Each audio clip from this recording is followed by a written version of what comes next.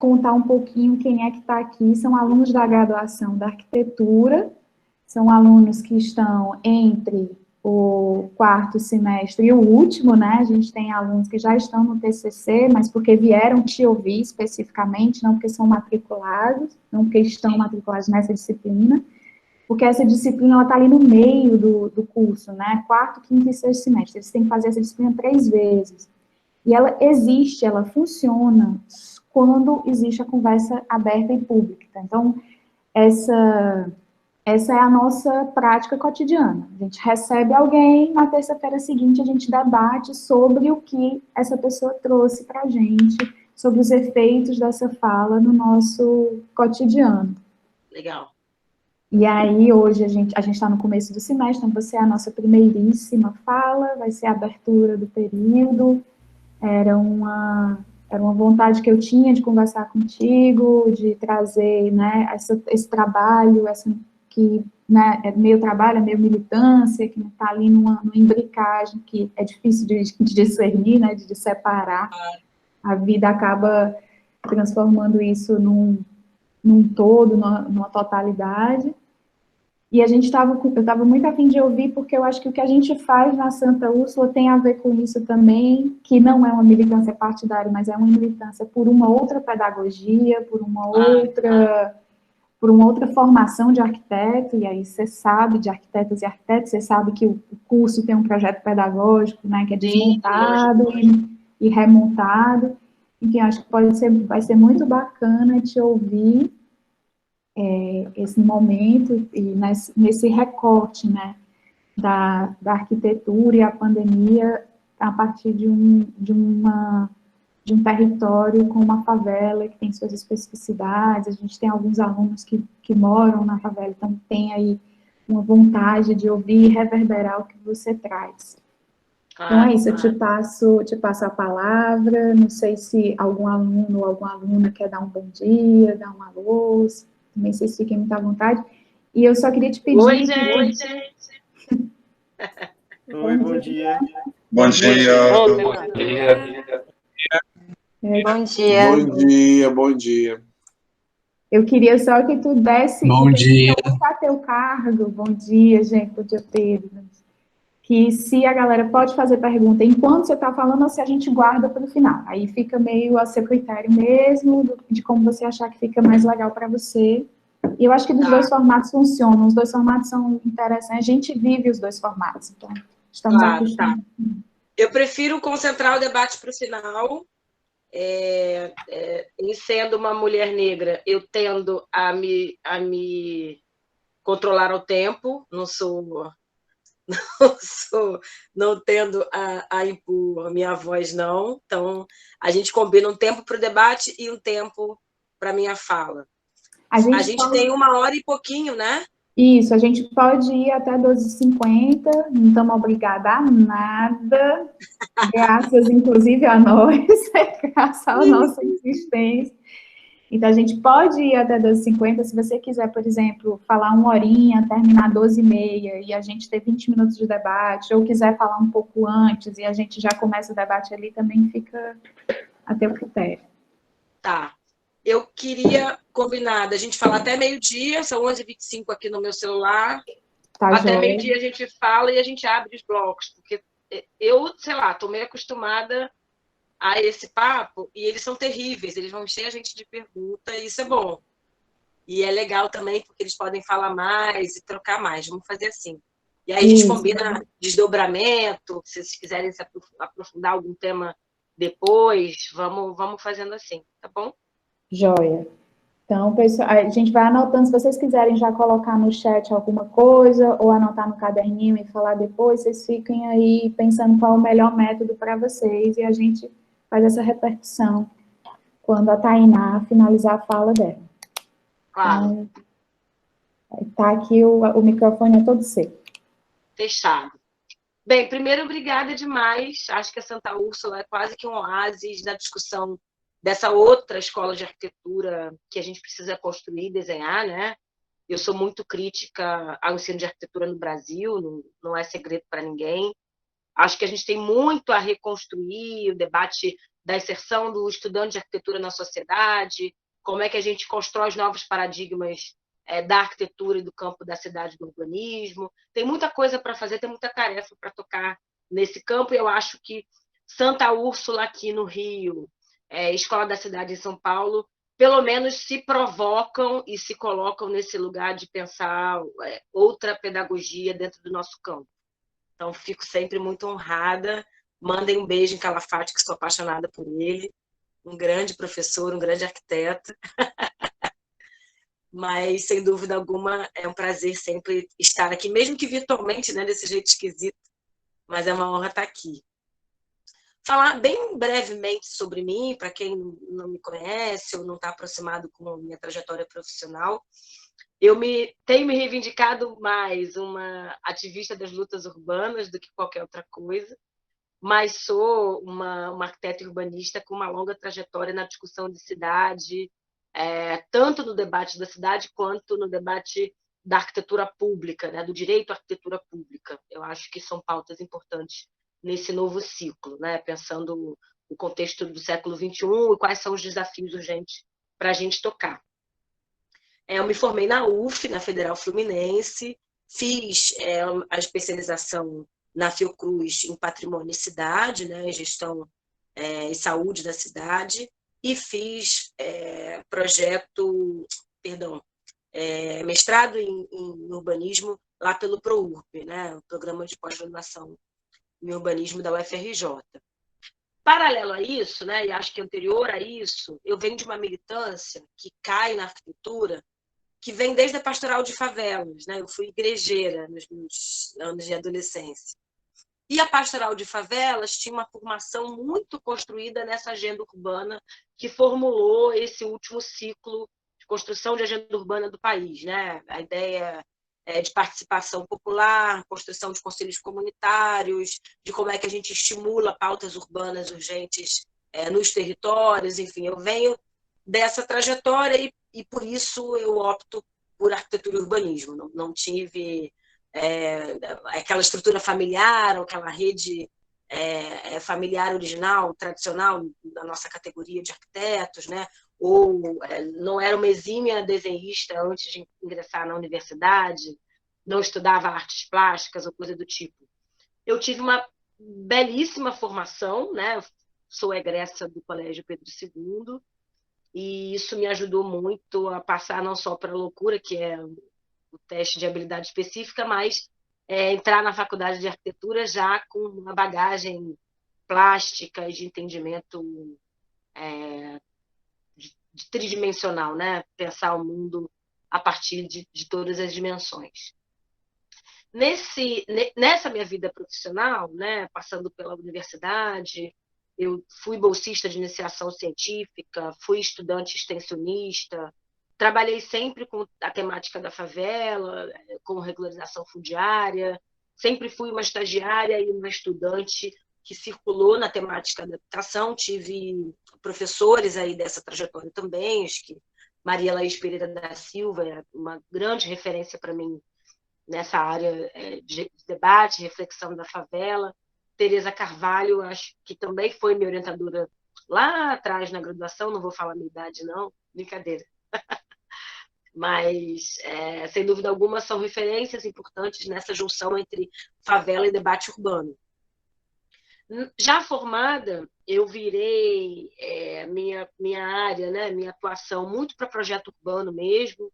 Fui trabalhar em grandes escritórios de arquitetura e urbanismo para tocar a urbanização de favela, e trabalhei na Arquitraço com a Solange Carvalho, que é professora da UFRJ, trabalhei com o Pablo Benetti, trabalhei e fui para São Paulo trabalhar no escritório de arquitetura do arquiteto Paulo Bastos, que ainda era vivo, um grande arquiteto modernista, que me ensinou o que eu basicamente sei até hoje de projeto urbano e de desenho, né, urbano nesse miúdo, né? Acho que nessa ciência de artífice que o arquiteto precisa ter, nessa coisa do burilar, do detalhamento executivo de projeto e entender as nuances técnicas da profissão.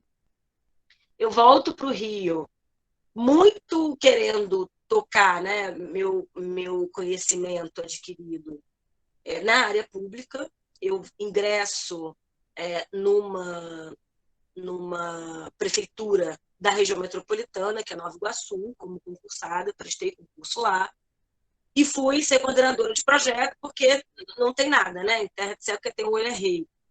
Então, eu tive a oportunidade de fazer grandes projetos urbanos e grandes projetos de arquitetura pública. A maternidade de Nova Iguaçu é minha, as unidades básicas de saúde, as mais interessantes, diga-se de passagem, são minhas.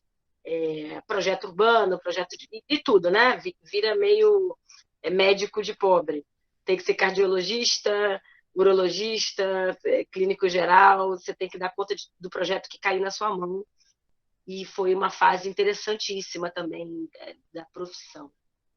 Eu fui cada vez mais me interessando no planejamento, querendo aumentar de escala e querendo pensar reflexões mais ampliadas, né, nesse zoom, de pensar as decisões do caráter urbano, e fui me enveredar na coordenação de projetos construídos no campo do planejamento. Eu coordenei o plano de habitação do Rio de Janeiro, o plano de habitação de Cabo Frio, o plano de habitação de Caxias, uma série de ideias e perspectivas de projeto que viam desde essa coisa do planejamento tradicional das políticas provocadas pelo Ministério das Cidades até master plan para concurso de ideias e tudo mais. Bem, dessa minha ampla trajetória, eu tenho ali um chacoalhar, né, de reflexão em 2013, acho que todo mundo se balançou em 2013, comigo não foi diferente. Eu percebi que tinha um grande problema, um grande teto do planejamento urbano no Brasil e das políticas públicas para a favela, que era o Estado, os tomadores de decisão. E eu comecei a me empenhar muito a fazer uma reflexão de como é que a gente qualificava os tomadores de decisão, e aí eu fui virar professora da Perseu Abramo, que é uma espécie de think tank, né? Todos os partidos têm, mas é uma espécie de fundação que pensa os futuros do Brasil e faz uma reflexão de Brasil, e por conta dessa minha coordenação lá, eu me aproximo muito de Hermínia, que acho que é a grande referência de todo mundo, ou deveria ser grande referência dessa sala, e a gente começa a pensar, a formular o BR Cidades, né? De como é que a gente constrói um núcleo que junta arquitetos, urbanistas, ativistas de várias áreas, intelectuais de outros campos, tem muito economista, tem muito sociólogo lá no BR Cidades. Os economistas a gente fica batendo, mas a gente trabalha com eles. Diversos atores e atrizes de diversos campos. E, finalmente, em 2016, a gente lança a rede, e acho que é essa rede potente nacional que todo mundo conhece. Nessa pegada, o que a gente achou? O que a gente entendeu? A gente tem uma agenda de incidência nos tomadores de decisão, a gente faz curso, a gente viaja muito. Antes da pandemia, a gente tinha, e acho que isso piorou, na verdade, com as videoconferências, né, com as videoaulas, de viajar ao Brasil agora meio que online, mas era uma prática muito nossa, né? Pelo menos minha, de Hermínia e do João Sete, que também faz parte do núcleo, né, do BR. De viajar ao Brasil discutindo com outros intelectuais, com universidades, com tomadores de decisão, formas e saídas para o Brasil. A gente tem uma agenda nacional hoje com 8 itens, né, com 8 eixos programáticos que fazem uma discussão sobre rumos do país e incidência, com um recorte, que é justamente a minha área de debruçar e de atuação, que dos territórios periféricos e os territórios de favela. A gente entende que a gente tem um acúmulo aí de coisas e projetos pensados e desenhados ao longo dos últimos anos, mas a gente também consegue desenhar os gargalos e deficiências desse ciclo recente aí dos anos de consolidação da agenda urbana. E o que eu acho que cabe a gente fazer aqui? Tem uma linha cronológica, que é a linha cronológica de reflexão da ideia da favela, que a gente precisa retomar aqui nesse papo reto e franco, que está diretamente relacionado com a tentativa de negação da favela ao longo do século XX e o entendimento de que, a partir do século XXI, alguma coisa precisa ser feita com a favela, principalmente pós-pandemia. Não sei se vocês viram hoje, circulou... Eu sou rata de rede social, né? Vocês devem ter percebido. Circulou hoje uma imagem de uma piscina pública numa região metropolitana chinesa, que é super impactante, que é o justo oposto do que a gente está fazendo durante essa pandemia. A gente sequer saiu do primeiro estágio de pandemia, na minha opinião de urbanista e de sanitarista de botequim, mas o fato concreto é que a gente não saiu dos dados de uma curva, né? Que ela descende nos núcleos originais, mas que aumenta vertiginosamente no interior do país. Acho que a taxa do Covid-19 no Brasil ainda é muito assustadora, tendo em vista que outros países do mundo, que, claro, começaram de uma forma... começaram a se resguardar de uma forma anterior, num tempo anterior, né? Tem 3 meses de separação entre a pandemia chinesa e a pandemia brasileira, mas o fato é que daqui a 3 meses as piscinas públicas não poderão estar lotadas, né? Os nossos clubes não poderão estar reabertos. Essa aqui é a verdade. Que dá uma tônica do modelo de sociedade e modelo de cidade que a gente está produzindo, que não consegue lidar com a Covid-19 e com qualquer outro trauma ou problema urbano. O Covid-19, ele é, na verdade, uma janela, e é importante da gente pensar. Enquanto vocês falarem, eu vou colar aqui todas as referências que eu estou falando, tá? E eu vou falar uma, que é de um artigo que eu escrevi de um painel para a Suíça, que, muito malandramente, o que ela está fazendo? Ela criou, a partir do seu Instituto Swissnex Brasil, um fórum de acompanhamento do Covid-19 nas principais capitais da América Latina, e fez um painel com os principais urbanistas, intelectuais de diversos países. E aí eu fui lá, fui dar o panorama do Brasil e acompanhei, né, durante 2 meses, as iniciativas desses países. Obviamente, o Brasil tem um repertório dos piores, né, no que se refere à favela, no que se refere à periferia, mas eles acompanham justamente para saber quais cidades e quais nações são resilientes ou não. E aí me acendeu uma chave que, óbvio, né? Por que a Suíça quer saber isso? Porque isso vai pautar a dinâmica comercial, a dinâmica aduaneira, a dinâmica das relações institucionais com o país. Um país que não consegue lidar com o Covid, que não lidou com o Covid, não consegue lidar com absolutamente nada. Então, as oportunidades do Brasil estão sendo avaliadas e vão optar muito em como a gente consegue construir, e, na minha opinião, a gente não vai conseguir construir, porque a gente não, porque eu sou uma pessoa saudável. O país elegeu o Bolsonaro e, obviamente, dentro do bolsonarismo não tem agenda de futuro, não tem agenda de resiliência. Nesse contexto, o que a gente precisa admitir? Que a gente tem esses 2 momentos que eu falei, né? O momento anterior à pandemia, e eu quero localizar a favela ao longo do século XX inteiro, e o momento posterior à pandemia, que é o debate do futuro e quais são as nossas matrizes teóricas para o que virá. Vamos falar disso também. Ao longo do século XX, vamos fazer um resumo aqui, papo retíssimo. A gente teve, a partir de 1889, né, a falsa abolição da escravatura, a gente teve um inchaço dos grandes centros urbanos, de uma mão de obra precarizada, que sequer conseguiu estar nesse ambiente urbano por falta de recurso, e muitas vezes se viu obrigada a, inclusive, permanecer em trabalho escravo durante anos, inclusive durante algumas gerações posteriores, por conta da incapacidade do Estado de fornecer reparação, construções possíveis desse processo pós-escravidão, e da sociedade absorver negros e negras como mão de obra formal.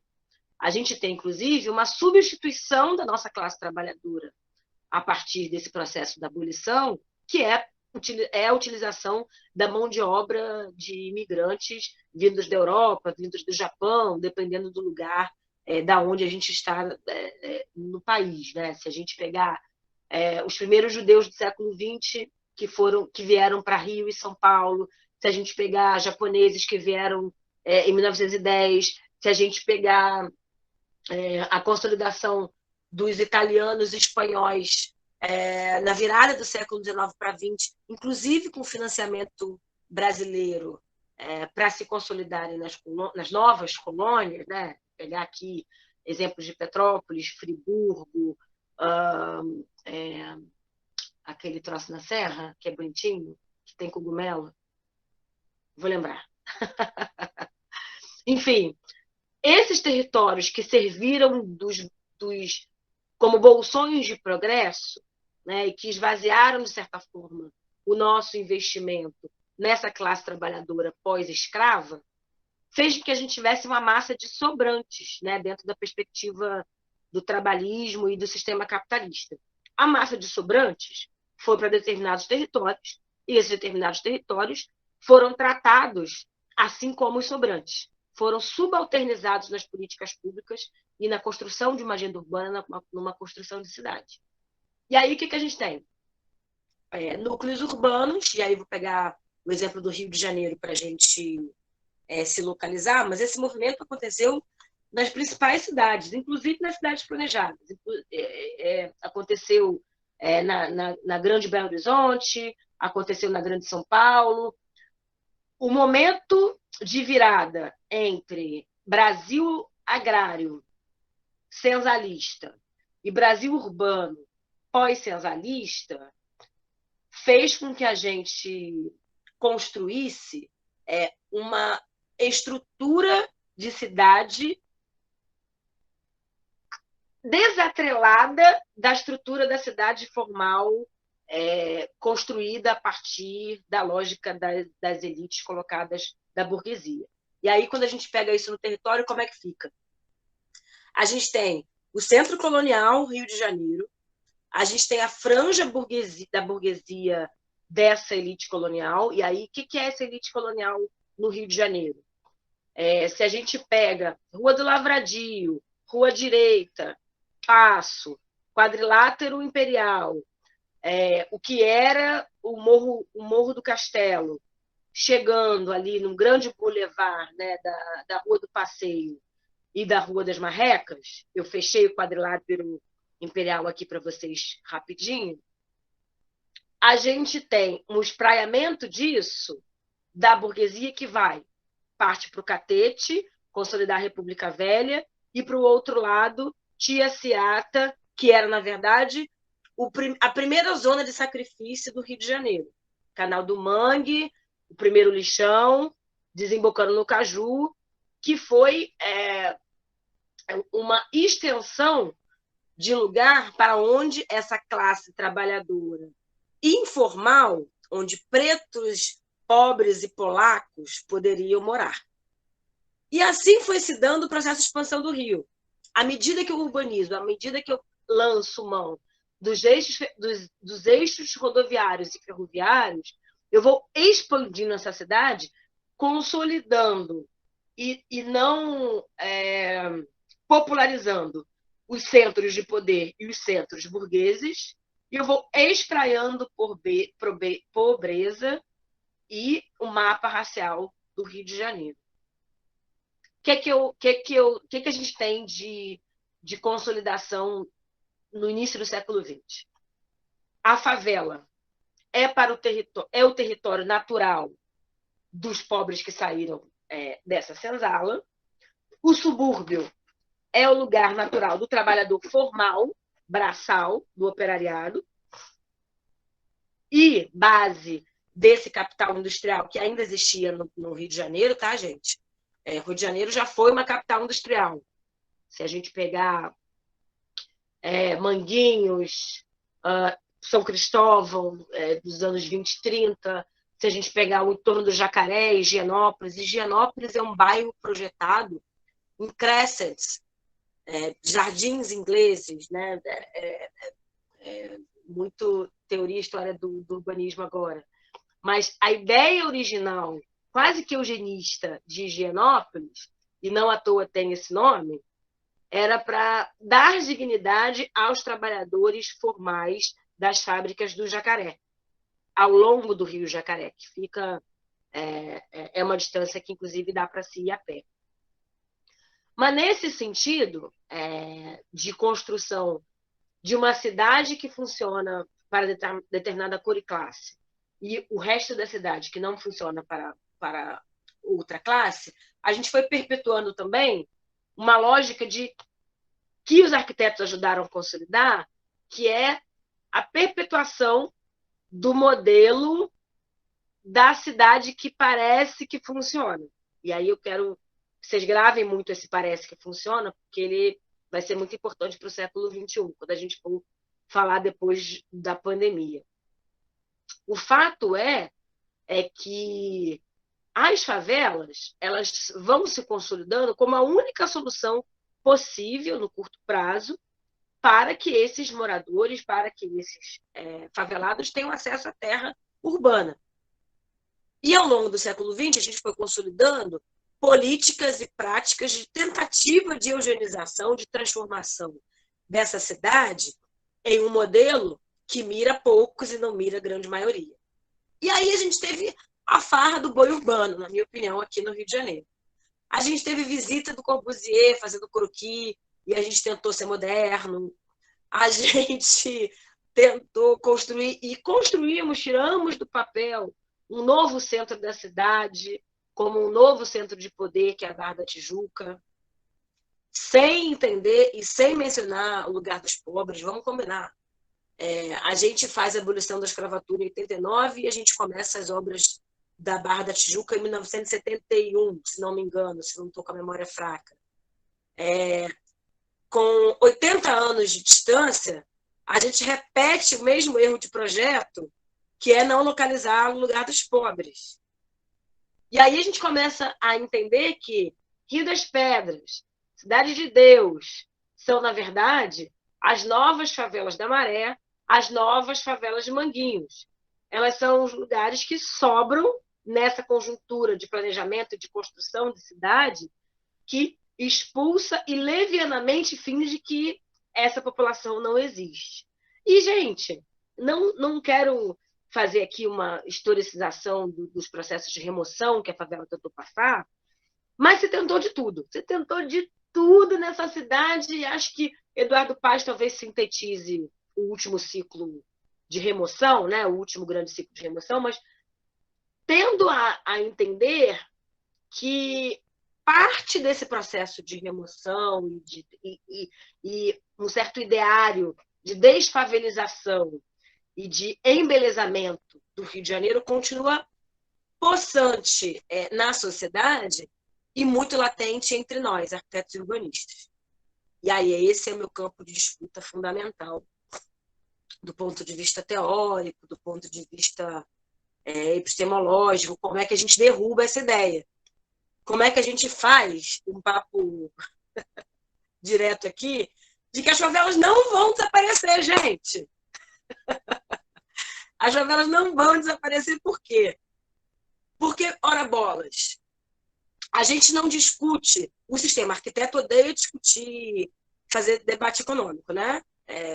E tem muito distanciamento, tem uma facilidade de fazer o distanciamento do debate social e econômico, porque, é óbvio, somos uma profissão de caráter liberal, com interesses privados e com muita dificuldade de associativismo. Então, assim, a gente é a profissão do farinha pouca, meu pirão primeiro. Eu participei de uma live super interessante do Diálogos Centenários de IAB ontem, com um arquiteto que vocês deviam conhecer do Sul, Arnaldo Kisnik. E ele modernistíssimo, né? Praticamente o Lúcio Costa vivo andando, falando com a gente. E eu falei, obviamente, da necessidade da gente construir essa cidade pós-capitalista, que é o debate que eu vou fazer aqui com vocês agora. Ele falou, mas isso não acontece, isso não vai acontecer e tal. Os arquitetos têm muita dificuldade, têm muita facilidade em construir matéria, mas eles não são nada materialistas. Os arquitetos não são materialistas, é impressionante. Porque o fato concreto é que a gente precisa lidar com a pobreza e entender a dimensão do que nos afasta do produzir arquitetura e do produzir cidade para essa pobreza. Quais são os impedimentos? Eu tenho aqui uma sala de... Deixa eu ver quantos de vocês... Tem 49 pessoas aqui. Dessas 49 pessoas, eu duvido que 48 vão fazer projeto urbano de favela. Ou que já pensaram, ou que já tiveram a oportunidade de fazer esse debruçar num projeto urbano de favela. E a gente precisa refletir o porquê isso acontece. Porque, vejam vocês, eu não quero ter um problema com dinheiro e mirar no troco, receber o troco. Eu preciso acessar o dinheiro, eu preciso acessar o macro problema. Os arquitetos brasileiros trabalham para 15% da população. Só 15% dos brasileiros acessam o arquiteto na vida. Gente, está na hora da gente parar de aceitar o troco e aceitar o fato concreto que nós estudamos 5 anos para nos debruçarmos nos desafios concretos que estão colocados no campo da materialidade. Se eu estou dizendo que 85% não acessa esse profissional, vamos focar os nossos esforços, principalmente no campo da intelectualidade e da referência teórica, para construir esse objetivo. E por que eu acho que o sistema precisa ser derrubado, reavaliado, repactuado? Vamos ver o que vocês avaliam sobre capitalismo nas perguntas. O Covid abriu uma janela, e parte do artigo lá das cidades pós-capitalistas do ECU eu trouxe esse debate, e venho trazendo não sozinha essa discussão, muita gente está falando isso, a Raquel Ronick está batendo, eu vi até a Tatiana Bilbao batendo nessa cidade pós-pandêmica que a gente precisa discutir. Tem um pano de fundo aí que é a impossibilidade, dentro do capitalismo, de fazer cidades eficientes, saudáveis e equitativas. Tainá está sendo dramática. Não, eu estou sendo taxativa e direta. É impossível. Então eu não sirvo para isso, eu não vou fazer cidades melhores. Não, você não vai. Se você não derrubar o capitalismo, pode ficar fazendo textão, chorando que nem eu, faz TikTok, mas transformar a cidade mesmo, não vai. E acho que a janela do Covid, por que eu falo que a janela é uma oportunidade? Porque a gente perdeu 100 mil pessoas só no Brasil, né? Então não é oportunidade alguma. Mas o fato é que a janela de reflexão de futuro está colocada nos nossos olhos e a gente precisa agarrar isso. E por que eu estou falando isso? Nunca se discutiu tanto a necessidade de construção de uma agenda de capital produtivo, ao invés de apenas a gente construir mercado interno de capital rentista. Vejam vocês, nós acabamos de ver, estamos vendo, fila de gente disposta a comprar vacina. Vacina que não é nuvem digital, não é metadados. Vacina é contabilizada, é produzida. Precisamos de massa, de mão de obra trabalhadora para produzir essa vacina. E ciência, conhecimento, universidades entram nesse debate de importância também. Que a gente vive aí numa desconstrução, inclusive da construção da ciência, inclusive da importância da multiplicação da ciência. Por outro lado, eu também vi filas de países ultra neoliberais que têm um grande mercado no capital rentista, um grande investimento no capital rentista, atrás de equipamentos de proteção individual. China e Rússia vendendo máscara e álcool em gel para todo mundo. O mundo não tinha N95 produzida. O mundo não tinha respiradores que conseguiam ficar sem bateria durante 8 horas sem parar. Quem estava produzindo isso? China e Rússia. Que tem uma modelagem híbrida de outro sistema político. não são essencialmente capitalistas. Entendem de capital, mas capitalistas e ultraliberais não são. Então, no meio do radar, a gente precisa avaliar também que a ideia de agenda e bem-estar social está todo mundo correndo atrás. E mais, todo mundo descobriu, no meio dessa tragédia toda, que já tinha nação distribuindo o bem-estar social. Descobriram que o Canadá tem renda básica, que a Suécia tem renda básica, que tem licença paternidade de 2 anos, que tem licença laboral caso pandemia aconteça. Descobriram direitos trabalhistas do mundo capitalista. Vejam vocês. Descobrimos que o trumpismo, que é, na minha opinião, uma das grandes produtoras do fake news de que neoliberalismo não é crime, é legal, mandou cheque de $1.000 sem nem perguntar o nome e a renda. Manda $1.000 para casa dos americanos, porque depois eu me viro. Eu quero saber dos americanos vivos e bem, fora da crise. Foi essa a resposta que o neoliberalismo estadunidense deu. E nós, tupiniquins, colônia, questionando Bolsa Família, questionando Fome Zero, questionando o PAC, questionando o SUS, nossos motoristas de Uber achando que são empreendedores. Existe aí uma inversão de agenda maluca, que eu não sei de onde surgiu, e desentendimentos de onde se está na pedra global. É preciso reposicionar o Brasil e entender para onde ele vai, que é uma disputa que eu tenho feito ferrenhamente. Qual é o modelo de desenvolvimento que a gente vai disputar daqui para frente? Na minha opinião, não dá para a gente tratar as elites oligárquicas como eram tratadas durante o século XX. É preciso que a gente crie uma agenda redistributiva para a gente conseguir investir, por exemplo, na favela. E aí, o que será a favela nesse momento de reorganização?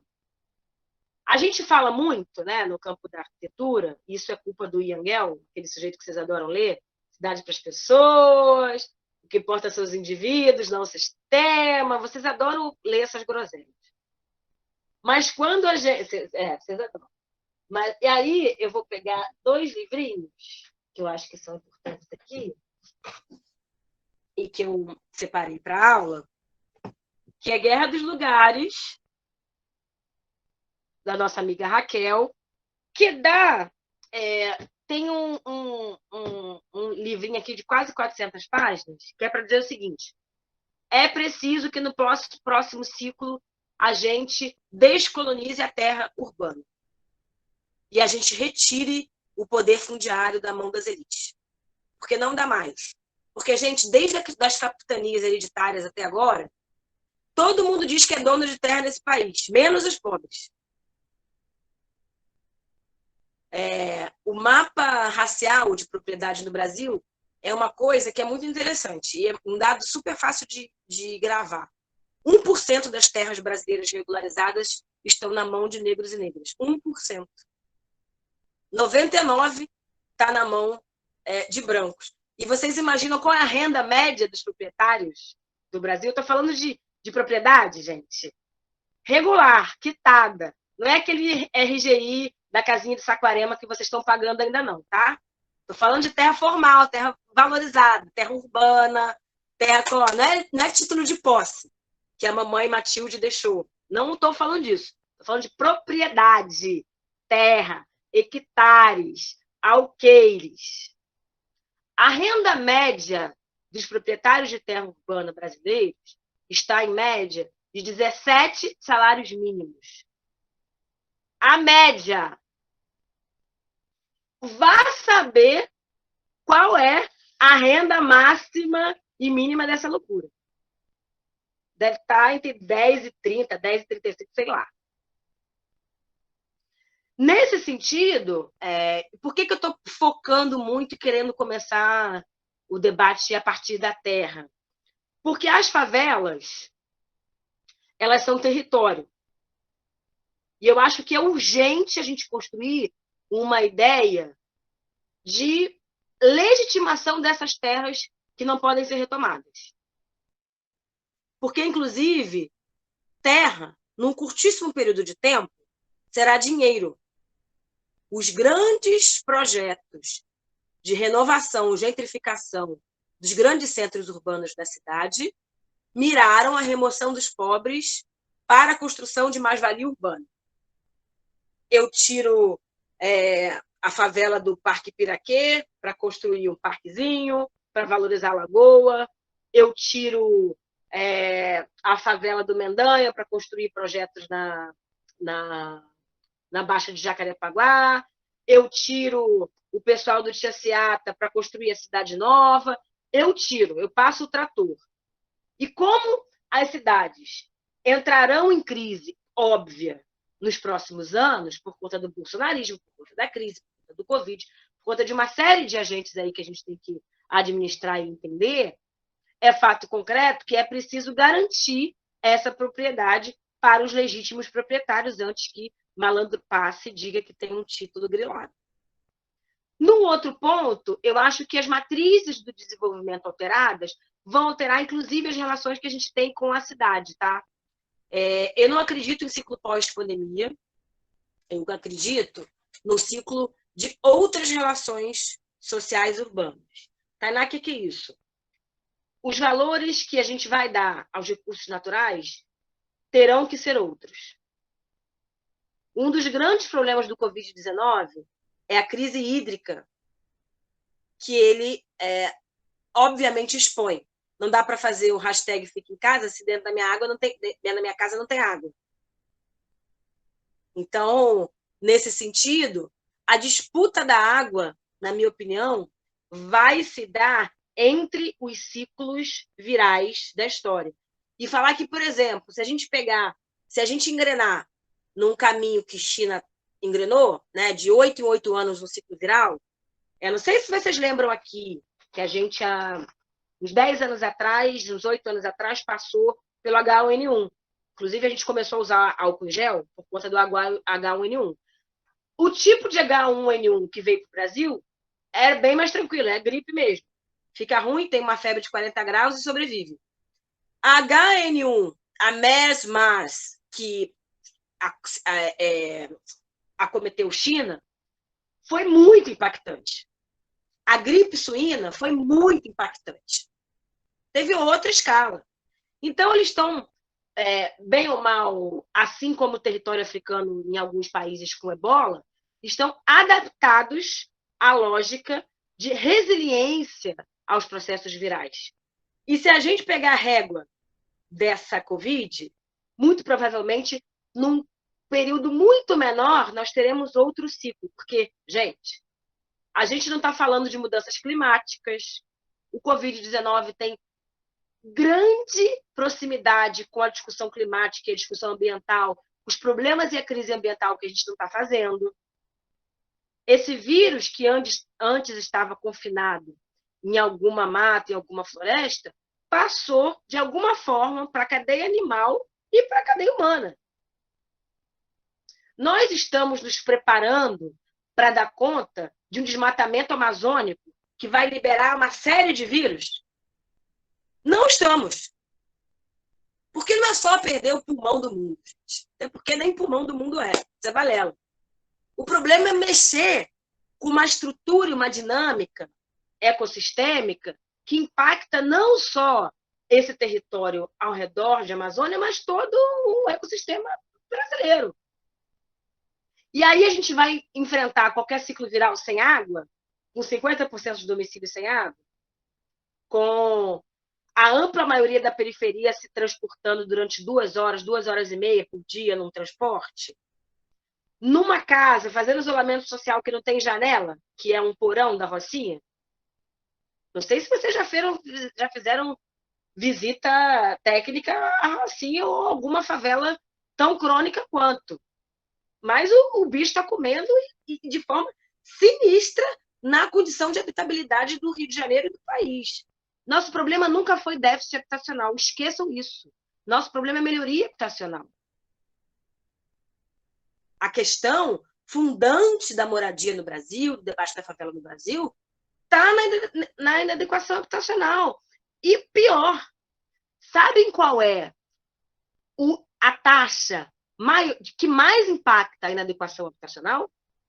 Eu dou uma caixa de Heineken para quem acertar. É ônus excessivo de aluguel. O brasileiro paga muito mais do que 30% do seu salário para aluguel. Esse é o problema do Brasil. Então, se eu estou dizendo que o problema é o preço que os imóveis estão disponíveis, a gente precisa fazer disputa territorial, não precisa? Não precisa fazer justiça tributária? Não precisa frear o preço dos aluguéis?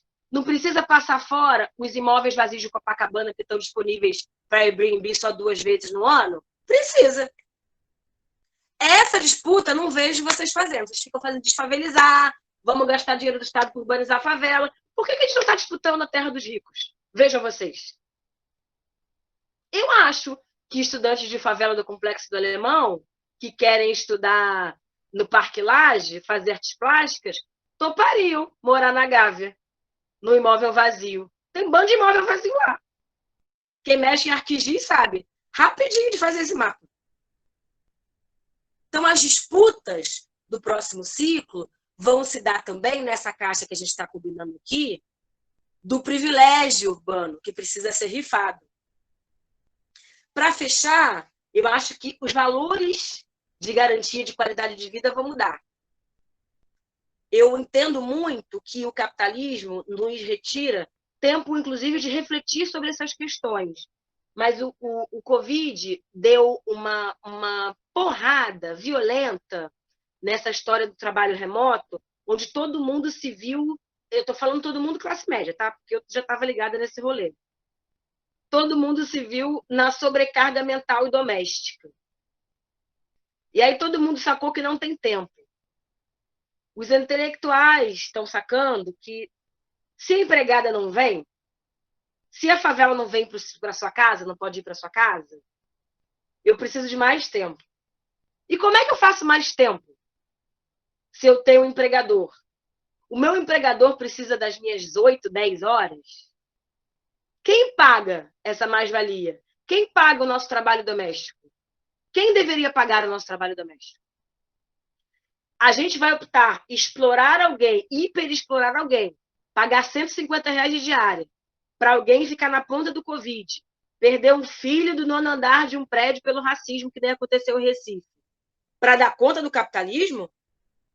Eu acho que esses arranjos estão começando a fazer sentido na cabeça da galera. Porque a creche e a escola acabaram, né? Todas as mães não estão podendo terceirizar sua maternidade. Maternidade bateu pesado na classe média. Tipo, porra, descobri que eu tenho filho. Maluco, ele tem demandas, ele tem uma bunda que eu limpo, que eu tenho que limpar 8 horas. E aí eu tô na ponta do fuzil, literalmente, né? Ou eu tô obrigando a bicha, né, a fazer um deslocamento social, e aí ela pega Covid, eu tô vendo a violência, não dá para dourar a pílula ao redor disso, eu tô vendo que alguém se violenta servindo. Eu tenho uma coisa que eu quero que vocês façam o teste, que é esse gancho que eu quero dar, que é muito da galera do debate ambiental, que eu tenho muito. Obviamente a partir do racismo ambiental, mas eu tenho que ler esses teóricos, que é o papo de quantas terras você consome. Digitem no Google quiz quantas terras você consome. É um teste interessante, porque a gente descobre que a gente consome muito, né? A gente consome produto industrializado, a gente consome produto à base de petróleo, a gente consome papel que não é reciclável, a gente não recicla, a gente se desloca de carro, a gente gasta milhares de terras, a gente impacta muito, a gente é muita coisa e a gente tem que reduzir, a gente tem que consumir menos e qualificar o nosso consumo. Mas por que eu estou falando do consumo? Porque daqui a pouco, nesse novo modelo, a gente vai ter que necessariamente discutir quantas pessoas eu consumo. Quantas pessoas são necessárias para eu manter este padrão de vida e de comportamento que eu tenho? Será que se eu reciclasse o meu lixo, Será que se eu tivesse uma composteira em casa ou no meu bairro, eu teria a quantidade de lixo que eu tenho no meu sistema hoje e as zonas de sacrifício que eu tenho hoje? Numa pandemia, onde os deslocamentos precisariam ser menores e a garantia de água e a soberania alimentar deveria estar dada, isso se faz urgente de se refletir. Por que a gente não está pensando em outras alternativas, como plantios urbanos, construção de cidades compactas, de menores distâncias? A cidade se locomove, eu preciso de muita locomoção, de muita logística para manter uma cidade viva. Para manter o Rio de Janeiro, eu preciso de uma região metropolitana inteira. Passam 1,5 milhão de pessoas na Central do Brasil por dia. Eu precisaria de tanta gente? Eu não precisaria de tanta gente. E aí, se essas pessoas conseguem ficar em Nova Iguaçu, como é que elas poderiam ficar em Nova Iguaçu? Será que elas não conseguiriam trabalhar de lá? Existe teletrabalho pensado para o morador iguaçuano ou só é trabalho laboral? Eu só tenho iguaçuanos que trabalham manualmente, laboralmente. Eles só carregam peso. Existe internet gratuita de alta velocidade em Nova Iguaçu? As cidades são inteligentes. Só em Copacabana e na Presidente Vargas e nos centros culturais que vocês vão? Ou as cidades são inteligentes de fato? Eu consigo imprimir potes de álcool em gel nas minhas impressoras 3D na favela? Eu consigo produzir álcool em gel na favela? Eu tenho indústrias menores, populares? Eu tenho distribuição de alimento para quem precisa? Eu tenho um alto índice de desemprego. O desemprego do Rio de Janeiro puxa, literalmente, o desemprego do país inteiro, mesmo aqui não sendo a cidade mais populosa. Provavelmente, que a gente vai ter no último trimestre, 2.200.000 desempregados no Rio. A gente começou o ano com 1.400.000. Já não estávamos bem. Esses desempregados, eles estão podendo ter soberania alimentar? Eles estão conseguindo bancar uma alimentação?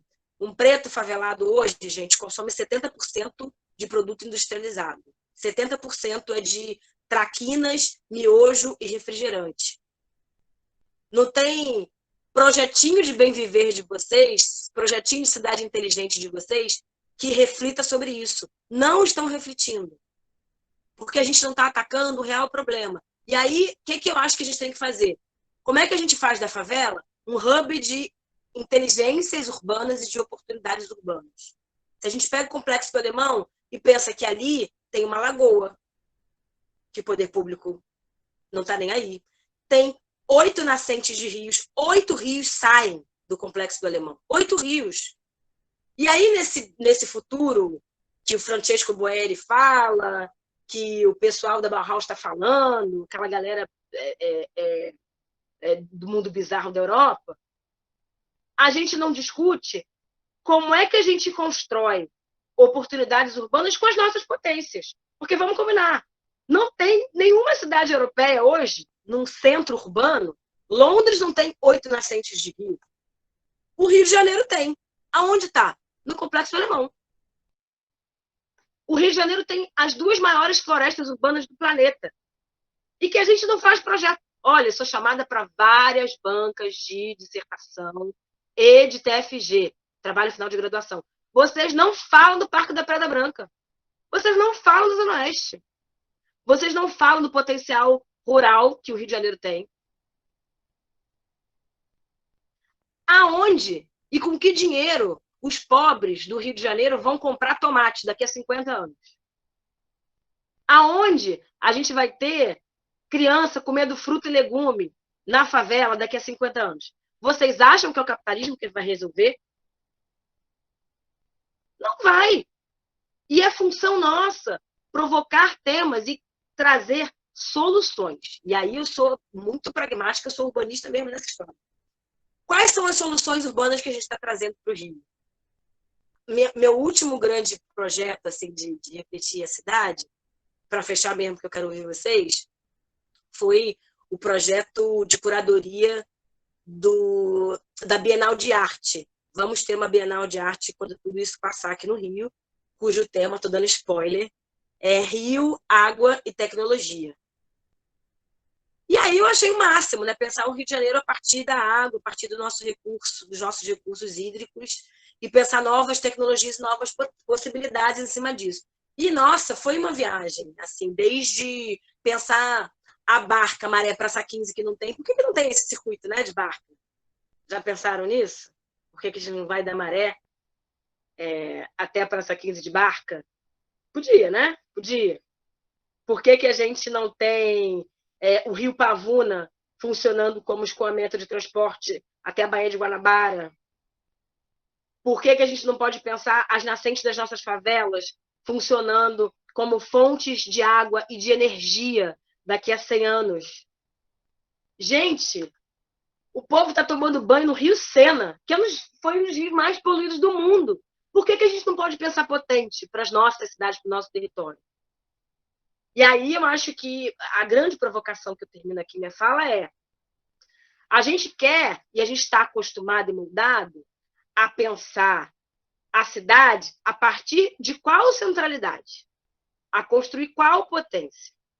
A centralidade daquele centrinho medíocre português, colonial, do centrinho da cidade do Rio de Janeiro.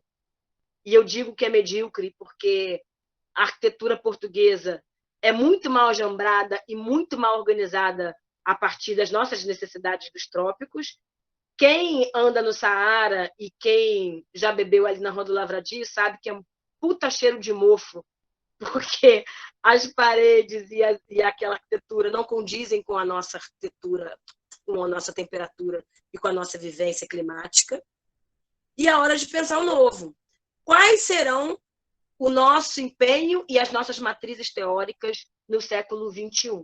Eu acho que está na hora da gente negar a colonização histórica que a gente passou, está na hora da gente pensar as nossas potências e o que a gente leva de entendimento e de centralidade. Eu estou pensando a favela como hub tecnológico, como centralidade política e como solução das cidades no médio e longo prazo. Solução. Não vai ter verde para ninguém, não vai ter água para ninguém, não vai ter terra para ninguém. A terra que vai ter a favela, a água que vai ter a favela. Quem colar nessa ideia, ótimo. Quem estiver ainda pensando no processo de desfavelização, queridos, eu acho que está fadado ao fracasso, porque o capitalismo não vai dar dinheiro para vocês, não. Esperem sentados. É isso, bora para as perguntas.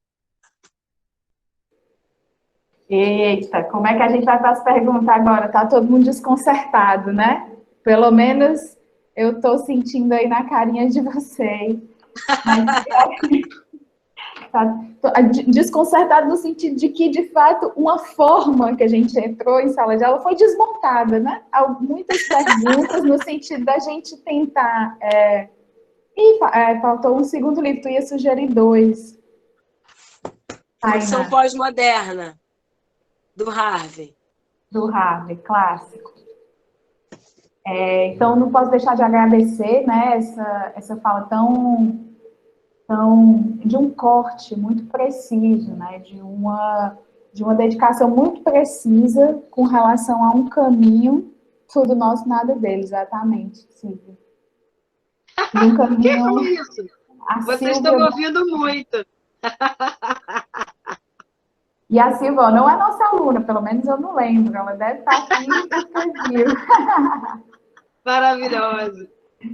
Pois bem, como eu estava falando, né? Então, assim, eu acho que a gente está tentando organizar algumas falas. Eu anotei um monte de coisa que me interessei em discutir contigo. Saiu da arquitetura para as ciências sociais. É um bom movimento também. Acho que os movimentos são sempre positivos, né? Os movimentos, né? Enfim. Mas eu queria saber se a moçada já tem aí alguma coisa na ponta da língua, porque aí eu pego depois nos finalmente. Queria também ouvir vocês, pensar como é que vocês... Pensar junto, né? Todas essas perguntas tão desconcertantes que a Tainá trouxe, tão necessárias e urgentes. Alguém quer se arriscar? Alô? Olá, bom Oi. dia, tudo bem? Bom dia, Nayara. Tudo jóia? Tainá, se fosse possível, você podia ligar de novo a sua câmera, que a gente Claro, gosta de te ver. claro. Eu tava aqui atrás do link do artigo. Cadê você? É assim, Levanta a mão aí, Nayara, só para... eu. Pronto. Então, primeiramente é sempre bom fazer uma graduação, que é sempre uma... Essa palestra foi um grande tapa na cara de todos que estão aqui nessa reunião, né? Por mais que a gente entre na faculdade, como eu tive contato com o Felipe, que também está aqui na nossa reunião, e a gente falava sobre ser arquitetos, mas por uma onda mais assim, de pessoas com mais humildes, né, de tentar melhorar a vida das pessoas com mais dificuldades financeiras e tudo mais. A gente não tinha, pelo menos eu, não tinha noção, assim, de como é rico as nossas favelas e tudo, todas as fontes, que realmente a gente fica sempre voltado para essa parte do que a gente já está acostumado, né? Essa predição europeia que deixou na gente tudo ligado para a área de quem já está rico, de quem já está tomando conta das pessoas menos favorecidas. E aí a gente olhar com esse olhar que você trouxe para a gente, para essa riqueza que tem na nossa favela e toda essa parte hídrica que você também falou sobre barcas e tudo mais. Eu já tinha pensado numa outra palestra que eu assisti sobre, nem lembro muito bem quem falou, mas sobre esse caminho que a gente teria, menos poluído também. Assim, a gente está, por exemplo, a cara do pessoal aqui, tá todo mundo assim, caraca, e agora? A gente, tipo, pronto. Mas eu adorei a palestra, como eu falei, eu com certeza todo mundo está muito feliz, mas eu também penso que mesmo a gente estudando e trabalhando essas áreas, é um movimento muito grande que vai ter muitos não é contratempos, mas muitas barreiras pesadas, tanto já com os moradores que vivem no local, porque vai ter que ter uma remoção de casas, uma nova estrutura, por exemplo, se a gente quisesse mexer já também para valorizar mais, por exemplo, as fontes de nascente do Complexo do Alemão, teria toda uma movimentação ali. Então, se qualquer coisa que a gente fizesse, por mais que voltado, tenha essa movimentação de mexer com as pessoas, né? E aí, como você acha que a gente poderia começar a salientar e abrir os olhos das pessoas que moram nesses lugares para tipo assim, estarem mais abertas a essas movimentações e todo esse processo, assim, para o bem delas mesmo, valorizando a terra delas e estabelecendo o poder delas? A gente pode fazer um bloquinho de 2 ou 3 perguntas. Isso que eu ia falar. Vamos fazer 3 perguntas e a gente, para otimizar. Quem mais? Eu posso fazer a segunda? Vai lá. Oba, tudo bom? Bom dia. Eu não pude acompanhar tudo que eu estou trabalhando, mas parei aqui só para fazer a pergunta. Faço parte da Santa Úrsula, sou aluno, estou no Ateliê Madeira e estou junto com a Cláudia Pires, o Bertame, no coletivo Arquitetos da Favela. E como falou das remoções, na Providência a gente recebemos umas remoções sem estudo, sem aviso, simplesmente chegaram, marcaram as casas que teriam que sair e foram arrancando as casas. Isso tudo por causa da revitalização da zona portuária e do teleférico, que hoje está parado, e com a pandemia a gente ficou 20 dias sem água. E como a gente vai lavar as mãos sem água? 20 dias é muita coisa, entendeu? E o que adianta revitalizar o asfalto se não se pensa na favela?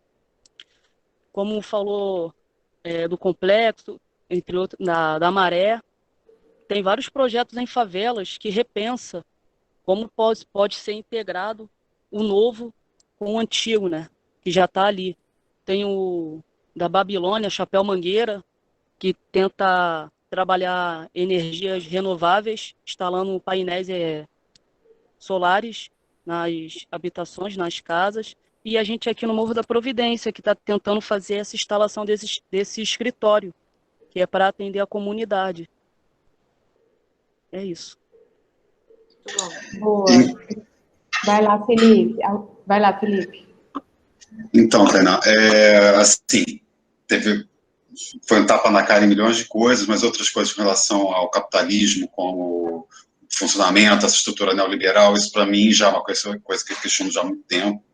E olha que eu sou uma pessoa que trabalhei com mercado de luxo, trabalhei embarcado, trabalhei no ramo de petróleo, e sempre questionei tudo isso. Mas o que eu queria saber é o seguinte: a gente fala, o meu entendimento, assim, esses movimentos urbanos, assim, pouco que eu entendo, tá?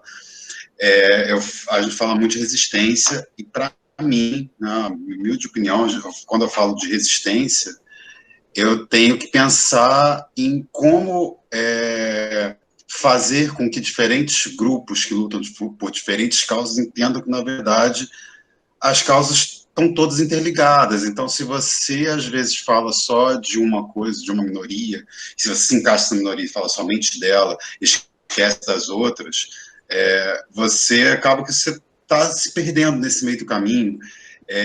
Então, assim, nesse processo de resistência da favela a essa coisa da especulação imobiliária, da gentrificação, como trazer uma voz mais ativa, mais poder para essa voz, como conseguir inserir pessoas que não estão ali, mas que, na verdade, a luta delas, no final, está interligada a essa luta também.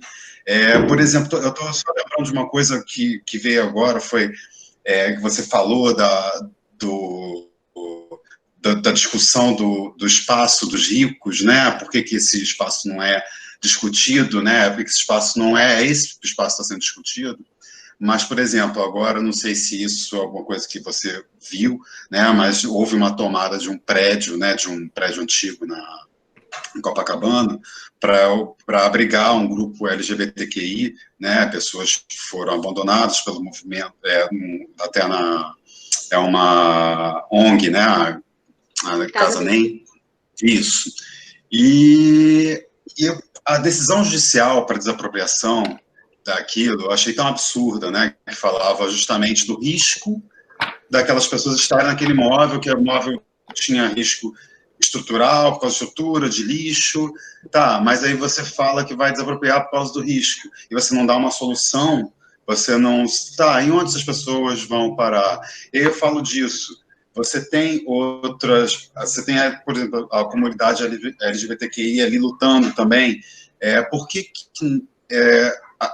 assim, claro que eu sei que muitos têm essa consciência, mas por que não trazer mais essa consciência para as pessoas entenderem que esse plurimilitarismo, militantismo é que vai trazer uma força real para a gente ganhar voz e para a gente conseguir oferecer resistência e conseguir fazer uma mudança efetiva na sociedade. Tá. Acho que foi, né? Vamos lá. Acho que foi. Boas questões. Acho que a primeira questão... Alguém está com o microfone aberto, estou me ouvindo. Obrigada. A primeira questão, eu acho que está muito na construção dessa alfabetização urbana. Hermínia tem um texto super bacana sobre isso. Eu acho que é exatamente, textualmente assim, né? Como é que a gente implementa uma lógica de construção de debate urbano que deveria estar no espaço escolar, desde a primeira infância, como é que a gente constrói uma ideia de urbanismo cidadão, né, entendendo como direito fundamental também o se construir agenda.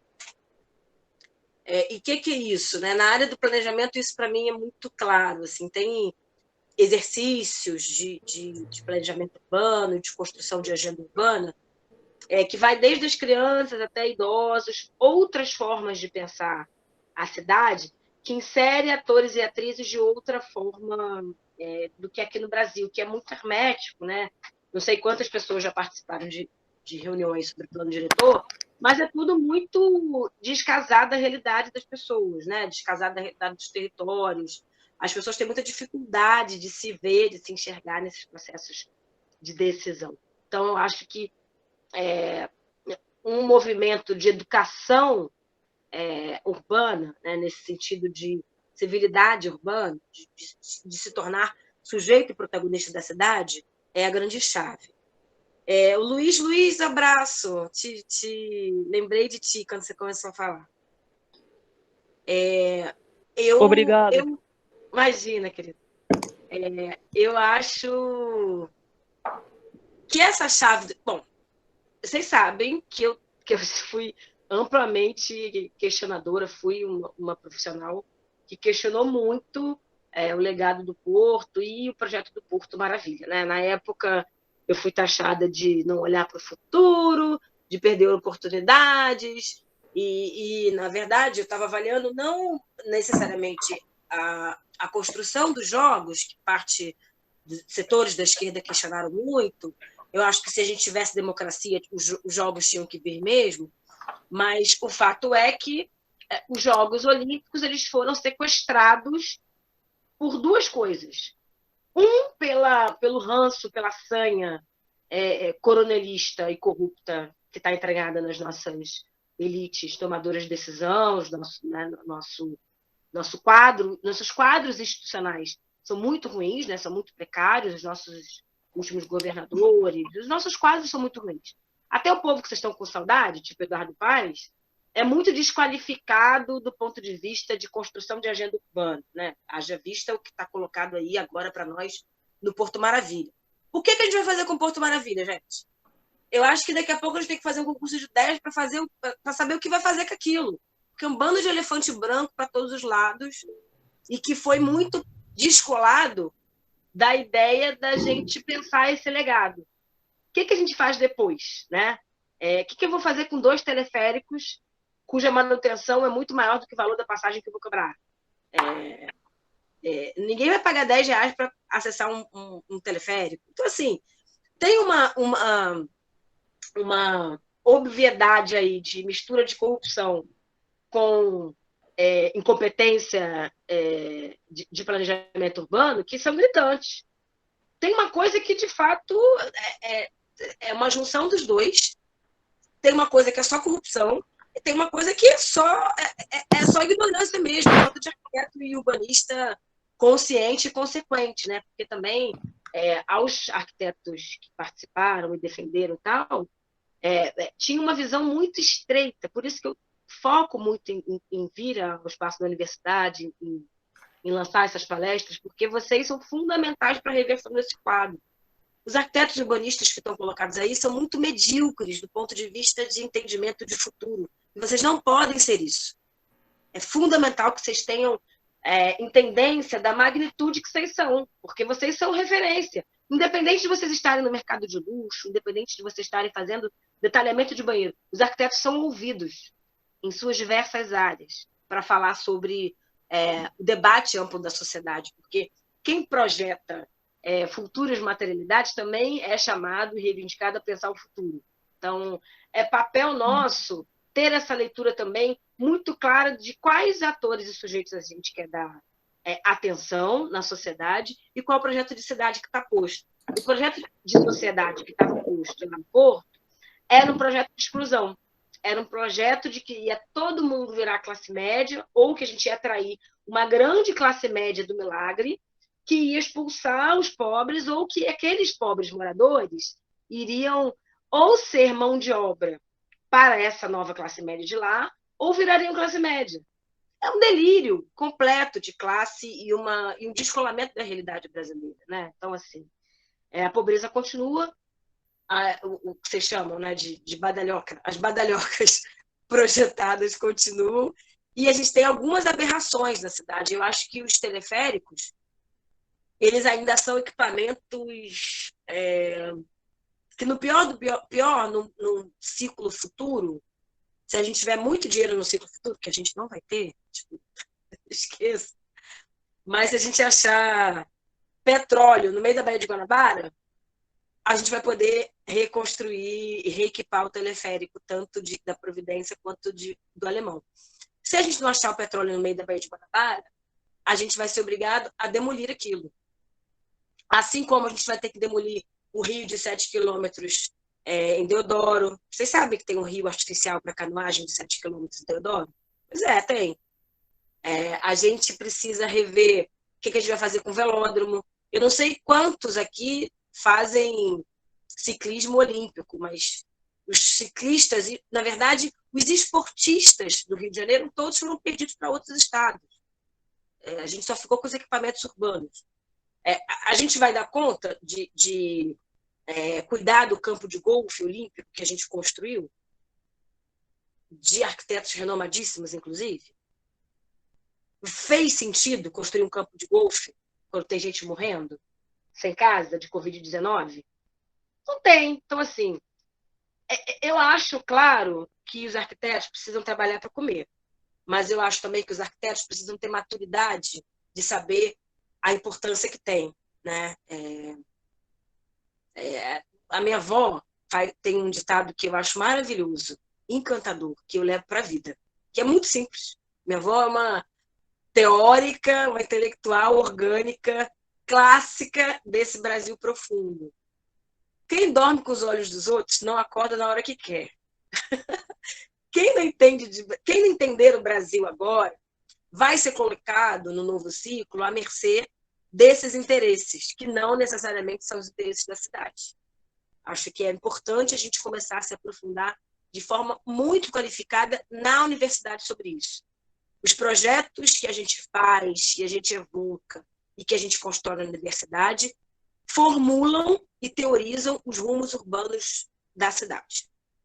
E o projeto do Porto Maravilha, ele foi gestado pela intelectualidade dos arquitetos também, que fique claro. E é importante a gente fazer essa meia-culpa, né? Acho que foi. A gente está aqui quase no limite, talvez se tiver mais uma pergunta, aí a gente pode ir encaminhando para o fechamento. Como é que vocês estão aí? A fome já bateu? Já estão... Eu gostaria de fazer uma pergunta, se alguém quiser, que eu não sou da turma, mas também... Não preocupe não, Felipe. A gente está justamente discutindo propriedade. A turma é nossa, não é minha, não é de você. Maravilha. Primeiro, muito obrigado.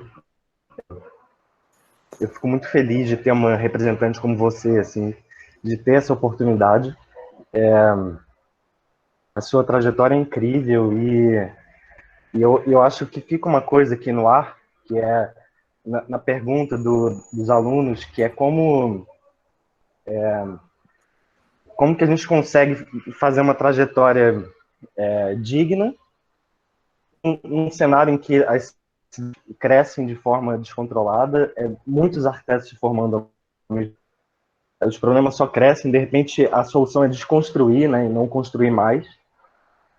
E eu fico vendo, assim, 3 coisas que eu anotei aqui: direito à arquitetura pública, como que a profissão da arquitetura é liberal e privada ao mesmo tempo, né, depende de uma lógica privada.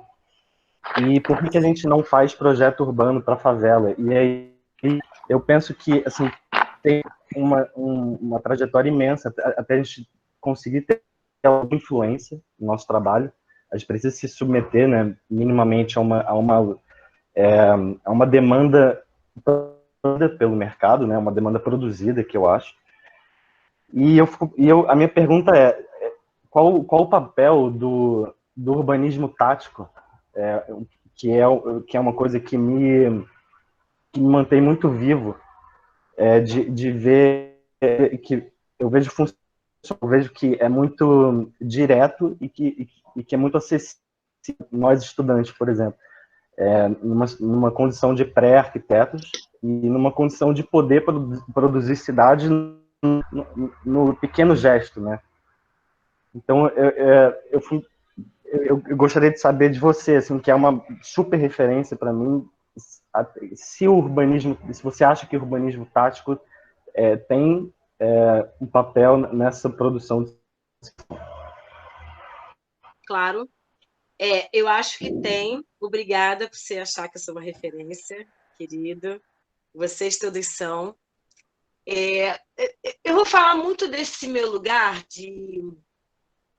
Eu tô velha, né? Então eu acho que tem uma coisa também de ter vivido esse ciclo, esse último ciclo que vocês não viveram. E que é uma pena. Eu não queria que tivesse arrancado a Dilma, não. Vocês estão num contexto difícil do país. Vejam só. Eu entrei na universidade no primeiro ano de mandato do presidente Lula. Então, eu fiz uma curva assim no país. Ó. Uma arquiteta preta, podendo viajar, conhecer outras cidades, produzir, viver a universidade, construir a Federação Nacional de Arquitetos, guardar um dinheirinho para poder, né, circular, ter uma história de muita dureza, né, porque a gente é de um período que não tinha cota e tal. Passei fome na minha universidade, né, porque a faculdade é integral, super excludente nesse lugar, mas eu sinto que eu cresço à medida que o país cresce. Então, é fundamental os arquitetos perceberem que é muito importante discutir política institucional e entender o modelo de democracia que a gente tem, que possibilita que a gente tenha mais mercado, que a gente produza mais, que a gente consiga ter até tempo, ao invés de ficar fazendo textão contra o Bolsonaro, a gente tem tempo de ler um artigo acadêmico, escrever alguma coisa. Isso impacta, né? Isso impacta também a produção do tempo. Essa depressão coletiva que todo mundo está, tipo, tô em choque, não sei qual é a merda que vai vir no dia seguinte, isso impacta diretamente, inclusive, a nossa capacidade de produção, porque nós somos seres, indivíduos criativos. Então, essas coisas nos tocam, mesmo que de forma subjetiva. E eu fui tocada por essa curva ascendente do país. Então, eu achava muito que eu ia conseguir mudar a realidade das favelas, que o Minha Casa Minha Vida, que não mudou nada, mas se a gente construísse uma forma de estabelecer assistência técnica gratuita para os movimentos sociais, a gente ia mudar toda a realidade das favelas, toda a realidade dos movimentos sociais. Eu sou de uma curva de pensamento progressista, né? E isso me facilitou muito, e não só eu orbito num corpo de gente que está muito nessa fase, né, de pensar esse Brasil. Aí eu vejo que eu envelheci, né, porque o bolsonarismo tomou conta, mas, ao mesmo tempo, eu fico animada de ser meio que um exemplo exótico de uma possibilidade que a gente deixou de ter, assim, como modelo. Poxa, eu queria que tivessem várias outras Tainás, né, saindo das universidades, saindo dos espaços acadêmicos e garantindo uma coisa que eu acho que vocês têm oportunidade e acho que talvez eu não tenha, porque eu não tenho nem perna e quero parir de novo, eu estou em outra fase da vida. Mas eu acho que vocês podem refazer e refundar a forma de se relacionar na profissão. Aqui no Brasil, a gente não tem uma coisa que é muito comum na América Latina, que são as associações de arquitetura. Eu acho que os arquitetos têm que se associar. Eu acho que os arquitetos... O nome Arquitetos Associados aqui no Brasil foi cooptado para o mercado, né? Arquitetos Associados é um sujeito, tem um escritório, tem os associados que não existem. Mas a ideia da associação dos arquitetos é uma coisa que está na veia de uma Latinoamérica, de arquitetos latino-americanos, e que bebem, claro, do Hassan Fathy, e que veio muito forte nos anos 80 com o Sérgio Ferro, e aí eu vou mandar vocês lerem um livro do Sérgio Ferro, que é gigante, mas vocês têm que ler, que é Arquitetura e Trabalho Livre, porque, cara, vocês vão ter uma mudança de chave, que passa pela rediscussão do canteiro, que passa pela proximidade e entendimento de que todo arquiteto... Tem uma frase maravilhosa desse livro que eu trago para a vida, que é: todo arquiteto é pedreiro de sua própria reflexão. E nós precisamos ser pedreiros de toda a vida e de toda uma sociedade. A gente precisa ser pedreiro na sociedade, e isso tem prática. Eu acho que essa simbiose, essa relação com a elite, né, e com a burguesia que o arquiteto criou, para ter mercado ao longo do século XX, fez com que a gente se distanciasse de algumas bases fundamentais do entendimento de que nós não somos a burguesia, ou nós não precisamos sê-la. Nós somos objeto de transformação dessa sociedade. A gente não precisa se moldar à sociedade para construir um mercado. A gente pode construir o nosso próprio mercado. E aí, por que eu acho que as associações são legais? Porque as associações, elas, inclusive, podem inserir outros profissionais. Eu acho que essa é a chave da nossa profissão no século XXI. Eu acho e vejo que os escritórios para a favela, pensando a favela, tem muita potência.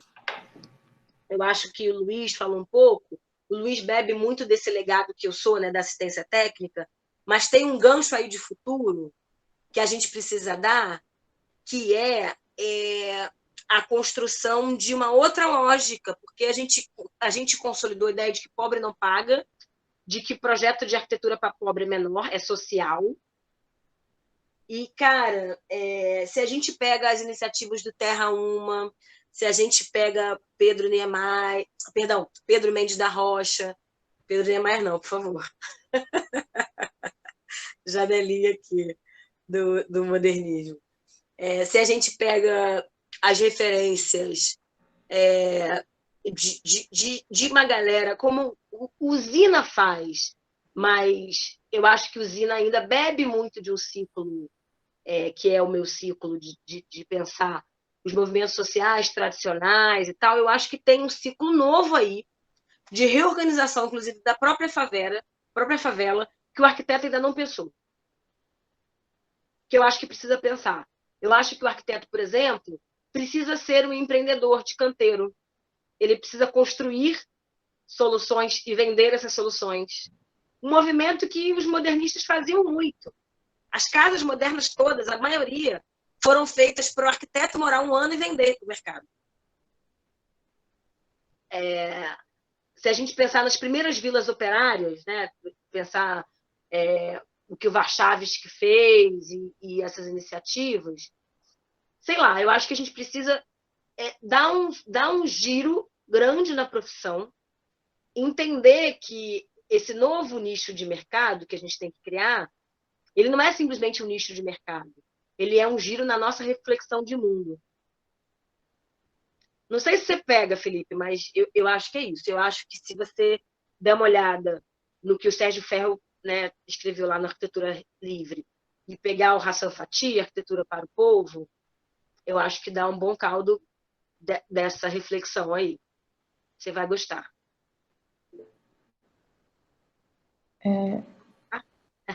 Foi isso? Vamos lá. A Marcela está dizendo aqui, ao mesmo tempo que a fala da Tainá dá um gás, uma vontade grande de revolucionar, o coração grita indignado por mudanças, eu sinto uma sensação de impotência, de não saber por onde começar, como enfrentar as barreiras. Eu vou começar a fechar nosso encontro, talvez, né, conversando mais diretamente com essa fala da Marcela, de que esse é um enfrentamento que todo mundo tem diante de si, né, Tainá? Todo mundo, estamos nos perguntando o tempo inteiro o que fazer neste momento, né? E eu acho que a fala da Tainá traz, assim, uma perspectiva do qual futuro a gente quer para o nosso presente, né? A gente inverte aí um pouquinho o vetor, que é qual presente, né? Como o futuro lá na frente. Não, o futuro está aqui e a gente está manuseando, está trabalhando esse futuro, tentando, né? Fazer esse enfrentamento. Fala, Pedro. O Pedro quer falar rapidinho, pediu. Vai lá. Fala, Pedro. Oi, gente. Bom dia, tudo bem? Eu vou falar muito rápido, até porque eu já estou atrasado para ir para o trabalho. Eu não queria levantar nenhuma outra pergunta, só complementar.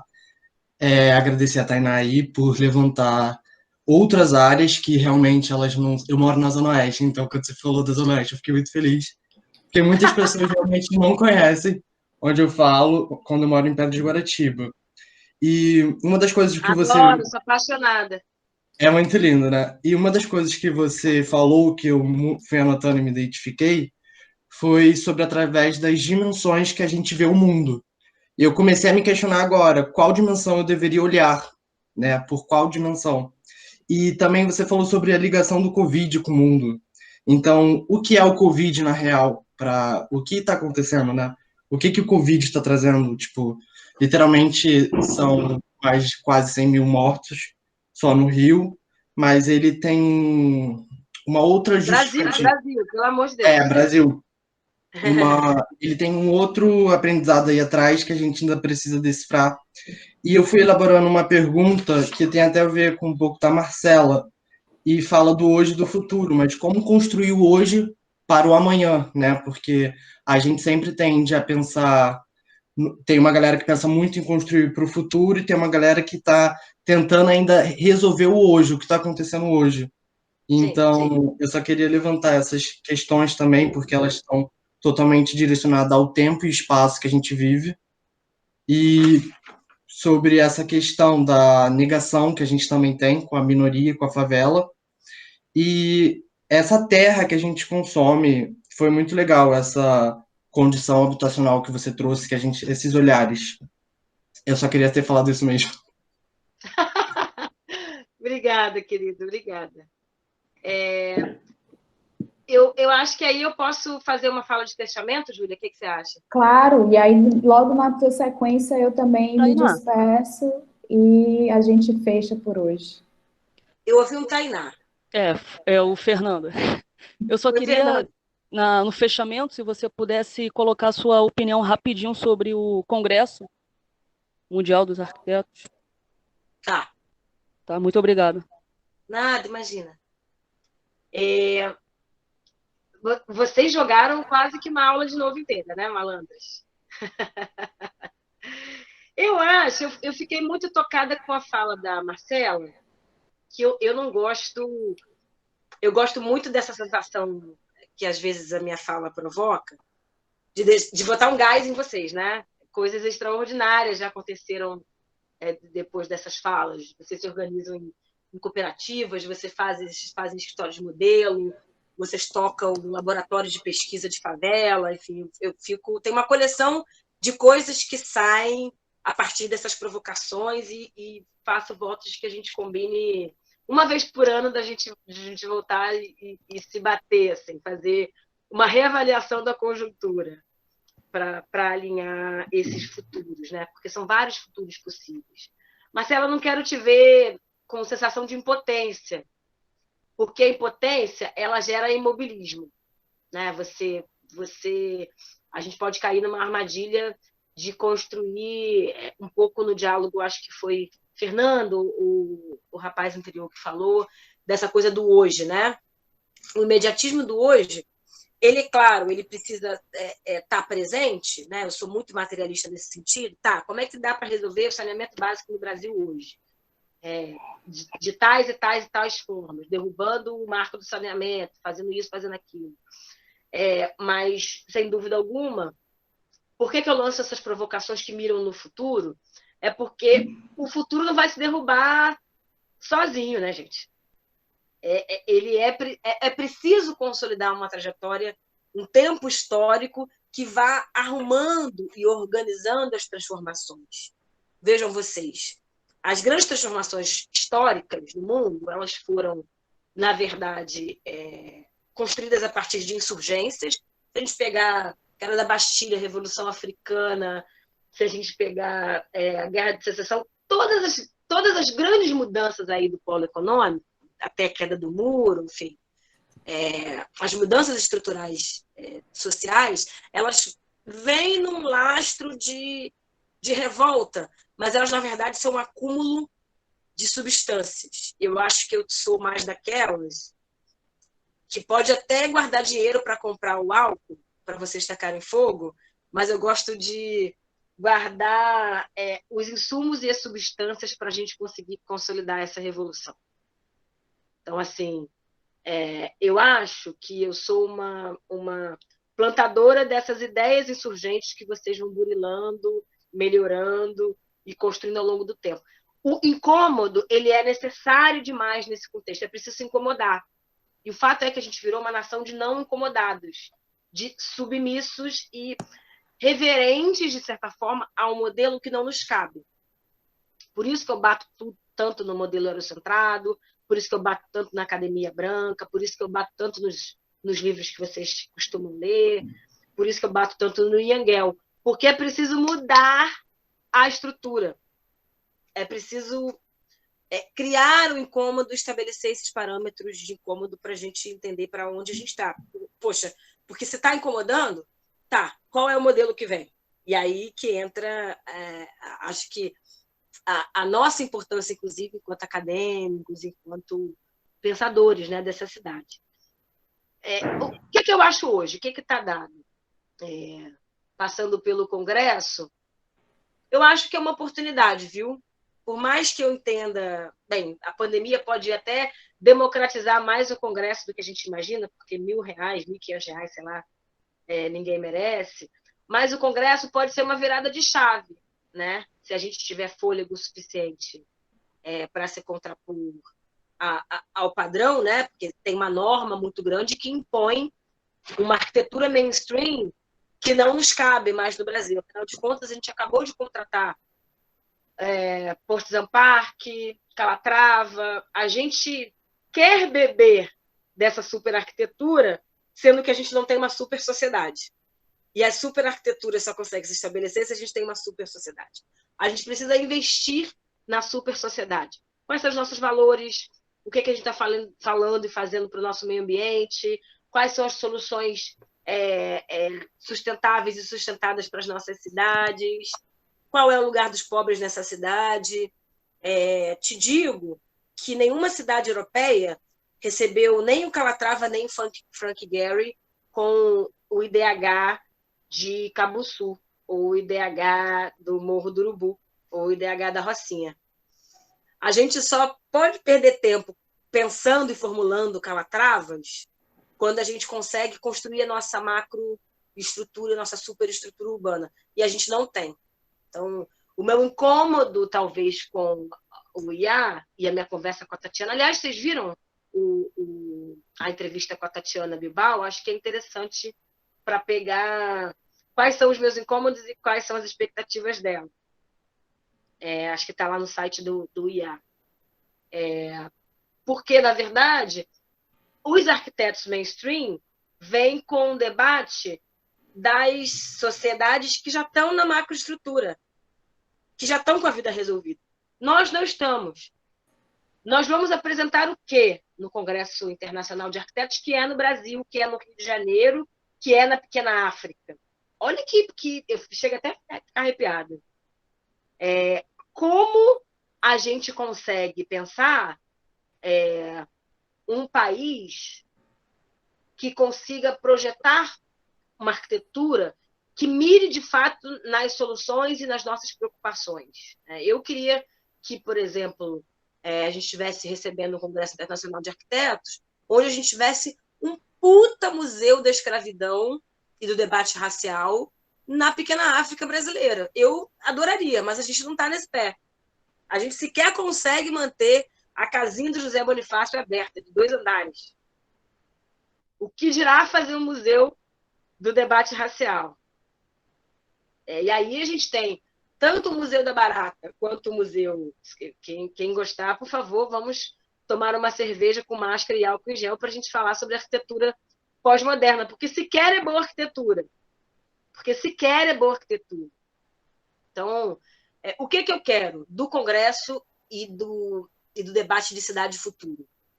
Eu quero que a gente redirecione os nossos desejos de cidade.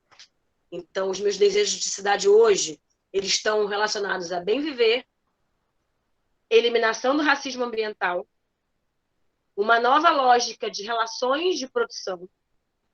Eu não quero empregadas domésticas pegando um trem que demora 2 horas para chegar em Japeri. Eu quero outra relação com o meu verde e com o meu ecossistema ambiental herbóreo.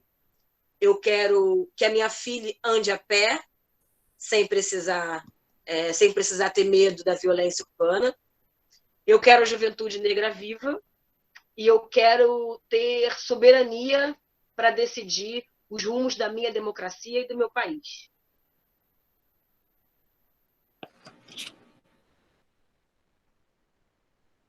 Ih, travou? Tainá? Ô, minha gente, logo no finalzinho. Travou para vocês também? Travou sim, Júlia. Dentro disso, se essa arquitetura reflete esses desejos, Combinado. maravilhoso. Vou Ah, dei uma perdão, travadinha vou aqui, repetir aqui a frase. Estava falando que se a gente tiver Puts. De novo. muito alinhado nessa perspectiva de país que eu acabei de desenhar, Ah, tá. nessa perspectiva de cidade que eu acabei de projetar, tá entrando uma chamada de... Tá bom. Oi, tá entrando uma chamada, uma pessoa louca atrás de mim. Se a gente estiver muito alinhado, né, com essa perspectiva aqui de cidade que eu desenhei e projetei com vocês rapidinho, e com esse desejo de sociedade que a gente deveria ter, eu acho que a gente tem bons pilares de transformação social. É possível a gente acreditar. Ciclo de transformação urbana da maioria das grandes capitais, pegar a indústria 3.0 da Grã-Bretanha, se a gente pegar a reorganização parisiense e berlinense na pós-guerra, na pós-segunda guerra, essas cidades estão construindo e colhendo esse redesenho e essa repactuação urbana 50, 60 anos depois, né, gente? Eu só estou instigando o Brasil a pensar quando é o marco zero desse pacto. Qual é o colapso necessário para a gente entender que a gente precisa reposicionar a agenda? Espero que a gente não tenha nenhuma guerra mundial, mas é muito importante a gente entender que um marco haverá, alguma tragédia haverá, e eu queria muito que fosse a pandemia, porque já é uma tragédia, né? Na minha opinião, é uma tragédia gravíssima. Várias mortes poderiam ter sido evitadas, sem dúvida alguma, se a gente tivesse outro modelo de cidade, de civilidade e de sociedade. Então, entendendo que 2020 é o nosso marco zero do nosso pacto, bora construir nosso pacto urbano radical, revolucionário, quilombista, decolonial já. Vamos embora. Show preguiça. Mas é bem isso mesmo, gente. É muito bom te ouvir, Tainá. Agradeço mais uma vez, porque eu acho que dá uma dobra nessa sensação de impotência que a gente carrega com a gente muitas vezes. Os problemas parecem muito grandes, né? Todos parecem muito gigantes e nós sempre muito pequenininhos, e parece que a gente não consegue movimentar, mas aí eu queria lembrar que, por exemplo, o exemplo da Tainá é um exemplo de movimentação do próprio entorno, das próprias condições e uma busca, assim, que tem muito a ver com a pesquisa e com o estudo. Vocês viram ela citando 1000 coisas, e aqui, né, faço o papel de professora para dizer, pessoal, é nesse caminho aí, é aí que está o nó, pelo menos, é o primeiro passo que a gente precisa dar, é conhecer o que a gente tem ao redor, né? Conhecer o nosso chão, conhecer o chão que a gente está pisando. E aí eu também me lembro muito eu também sou desse momento que entrou na faculdade logo depois, quando o governo Lula começa, e eu sou do Ceará, então a gente viveu uma movimentação do que era periferia e do que era centro, porque para nós, como cidade, Fortaleza, como estado, o centro era o eixo Rio-São Paulo, né? A gente era periferia, tem várias configurações de periferia, então a gente vê essas muitas falas vindo à tona. Então também acredito que mesmo com a porrada sendo grande, a gente vem movimentando, né? A gente vem falando mais, estamos vivendo a violência, estamos sendo vítimas de violência, estamos sendo vítimas de opressão, então estamos falando sobre isso é muito importante. E aí a movimentação acontece, né, nessa perspectiva, porque a fala propõe essa junção, né, essa coletividade. A fala é o pressuposto de um estar com o outro, né? Estar com outra pessoa, estar no coletivo.